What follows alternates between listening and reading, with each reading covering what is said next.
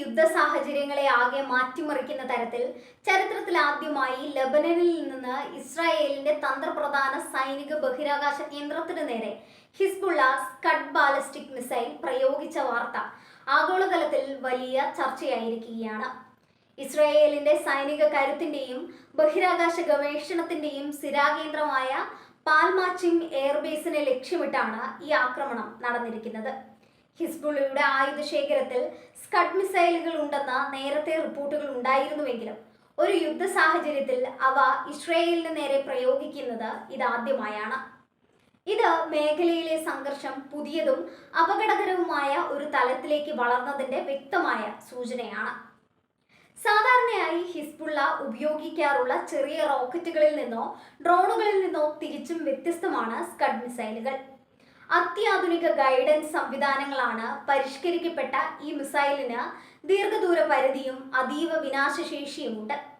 കേവലം ഒരു സായുധ സംഘം എന്നതിനപ്പുറം ഒരു രാജ്യത്തിന്റെ സൈന്യത്തിന് തുല്യമായ പ്രഹരശേഷി ഹിസ്ബുള്ള കൈവരിച്ചിരിക്കുന്നു എന്നാണ് ഈ മിസൈൽ വിക്ഷേപണം തെളിയിക്കുന്നത്. ഇറാന്റെ നേരിട്ടുള്ള പിന്തുണയോടെയാണ് ഇത്തരം അത്യാധുനിക ആയുധങ്ങൾ ലെബനനിൽ എത്തുന്നത് എന്നതിനാൽ ഈ നീക്കം ഇറാന്റെ കൂടി തന്ത്രപരമായ തീരുമാനമാണെന്ന് വേണം കരുതാൻ.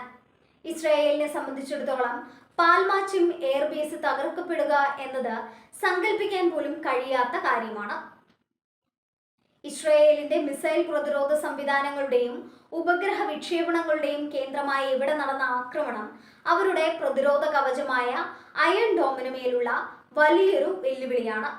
തുടർച്ചയായ മിസൈൽ ഡ്രോൺ ആക്രമണങ്ങൾ കാരണം ഇസ്രായേലിന്റെ വ്യോമ പ്രതിരോധ സംവിധാനങ്ങൾ വലിയ സമ്മർദ്ദത്തിലാണെന്ന റിപ്പോർട്ടുകൾ പുറത്തു വരുന്നതിനിടെയാണ് ഈ സ്കഡ് മിസൈൽ ആക്രമണം.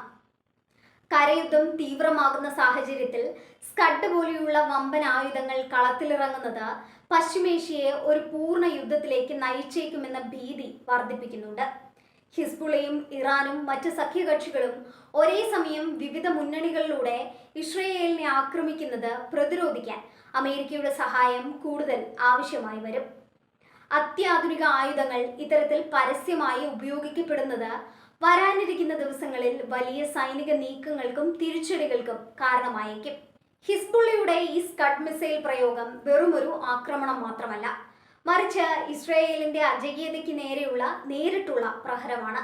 നയതന്ത്ര ശ്രമങ്ങൾ പരാജയപ്പെടുകയും യുദ്ധം കൂടുതൽ വ്യാപ്തി കൈവരിക്കുകയും ചെയ്യുന്ന ഈ സാഹചര്യം ആഗോള സമാധാനത്തിന് തന്നെ ഭീഷണിയായി മാറിയിരിക്കുകയാണ്.